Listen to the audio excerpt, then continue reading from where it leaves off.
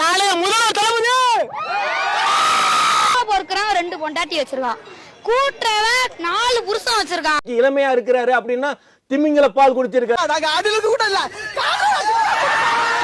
இந்த மாதிரி முக்கியமான சம்பவங்கள்லாம் பிரிச்சு தனி வீடியோ எடுத்து வந்திருக்கேன். அதனால இந்த வீடியோ கொஞ்சம் பெருசா இருக்கும். அதனால வீடியோ ஃபுல்லா பாத்தீங்க அப்படின்னா ஃபன் கேரண்டி. வீட்டுல எவுத்த ஒரு கிளவி இருக்கு, போட்டு தள்ளணும் அத. ஆனா அந்த கிளவிய விடவே கூடாதுண்ணா. சிஎம் ஆவறாரு, அது வீட்டுல வச்சு சதற விடுறானா. இது கிளவிய போட்டு தள்ள போறியா? நான் விஜய்னா சிஎம் ஆனதுக்கு அப்புறம் முதல் செயின் இந்த செயின் தான் நீங்க போடுறீங்க. அந்த கிளவி வீட்டுல குண்டு வைக்கிறோம். 1000 தங்கச்சி இருக்கிறோம், 1000 அக்கா இருக்கிறோம், பொண்டாட்டியா கூட இருந்துட்டு போறமே. எது பொண்டாட்டியா இருப்பியா? யாரடி இவ வேற புதுசா வந்திருக்கா? நீங்க யாருக்கு ஓட்டு போடுவீங்க? நம்ம தளபதி தான். உங்களுக்கு இன்னும் ஓட்டு வயசே வரலையா? அது அப்படிதான், நம்மளோட இதுல தளபதி தான். ஏய் இங்க பாருடா, உன் பின்னாடி இருக்கிறவனே உன்னை கலாய்க்கிறான்டா. ஸ்கூல் ஏன் போல நீங்க? ஸ்கூலா தளபதி பார்க்க மாட்டேன். தளபதி பார்க்க. சரி எத்தனை வயசு ஆகுது உங்களுக்கு? 10னா 15. நேத்து தான் பிறந்த நாள். நேத்து தான் பிறந்தா. 15 வயசுல யாருக்கு ஓட்டு போட முடியும்?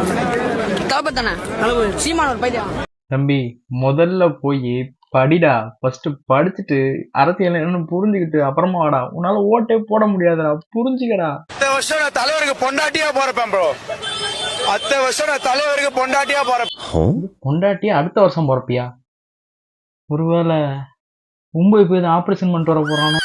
பாருங்க, இப்ப ரீசெண்டா மாநாட்டுக்கு விஜய் வந்ததுல ஜன்னல் வந்து க்ளோஸ் ஆயிருக்கு. இவர் வந்து முத்த கொடுக்க போறாரு. ஜன்னல் வந்து க்ளோஸ் ஆயிருக்கு. ஒருவேளை ஜன்னல் அவர் திறந்துருந்தாருன்னு வைங்க.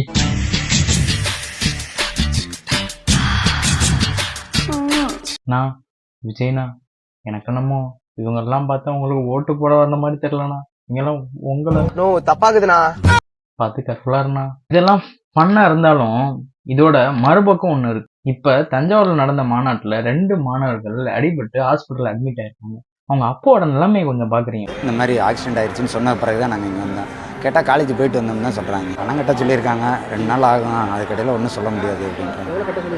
2 லட்ச ரூபா கட்ட சொல்லி விற்று தான் பிள்ளையை காப்பாற்றணும்ல. இதுக்கு பிறகாச்சும் பிள்ளையை திருந்தணும்ல. அதுக்கு நம்மளால் முடிஞ்சே செய்வோம். எல்லாத்தையும் இழந்தாலும் பரவாயில்ல, காப்பாற்று. ஸ்கூல் படிக்கிறவங்க, காலேஜ் படிக்கிறவங்கலாம் ஃபர்ஸ்ட் போயிட்டு படிங்க. படிச்சு அரசியல்லாம் என்னன்னு புரிஞ்சுக்கும். அது ஒரு தூய்மையான நட்பு. ஒருவேளை அந்த திருமண வீட்டார் ஒரே மாதிரி ட்ரெஸ் கொடுத்து ஒரே கார்ல வர சொல்லி கௌரவிச்சிருக்காங்க. இந்த விஷயத்த சொல்ல மறந்துட்டானே. சரி, இந்த விஷயத்த அடுத்த வீடியோல நம்ம பார்க்கலாம். இன்னும் நிறைய ஃபன்னான வீடியோஸ் எல்லாம் எடுத்து வச்சிருக்கேன். அடுத்த வீடியோல வந்து சொல்றேன் உங்களுக்கு.